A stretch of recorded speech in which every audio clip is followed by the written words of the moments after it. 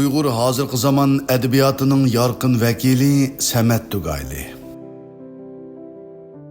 Bugungi davr Uyg'ur adabiyotidagi tonilgan talantliq yozuvchi, adabiy tarjimon va jurnalist, shundaqla ayni chog'dagi atalmish madaniyat zo'r inqilobi mezgilida Qashqar vaziyatiga zo'r ta'sir ko'rsatgan sanoqli tayanch kishilar qatorida to'rdan o'rin olgan Samet Tugayli 1947-yili Qashqar Yengishahar nahiyasida tug'ilgan.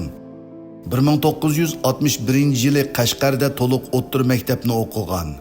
1980-yili yozda Qashqar Pedagogika institutining cho'nglar ma'arif kasbining to'liq kursini bitirgan.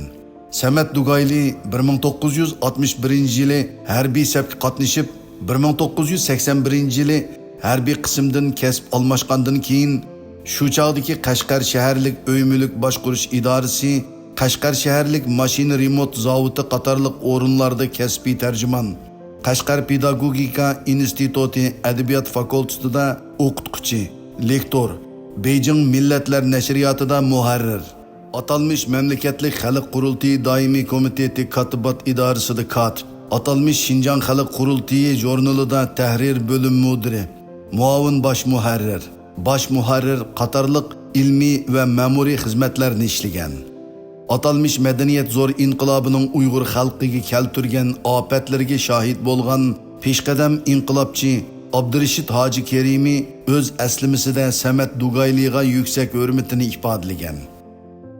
Abdurashid Hoji Kerimi o'zining 1967-yili atalmish madaniyat inqilobi ko'rishida tutilib turmaga tashlanganligi va hayoti xavf ichida qolganligini uzun o'tmay Samet Tugaylining abchil bir plan bilan o'zini qutqizib qolganligini minnatdorlik bilan eslab yozdi.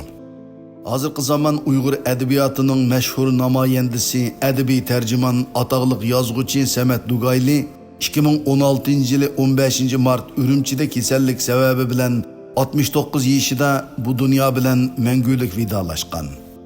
Merhum Samet Tugaylining adabiy ijodiyati 1958-yilda boshlangan bo'lib, hozirgacha Nurliq qalblar, Gul oyim, Hayot shamollari qatorliq romanlari, Qoshqun karvon, Iqin, Ro'zihitning tunji kuni qatorliq hikoya povestlar to'plamlari nashr qilingan.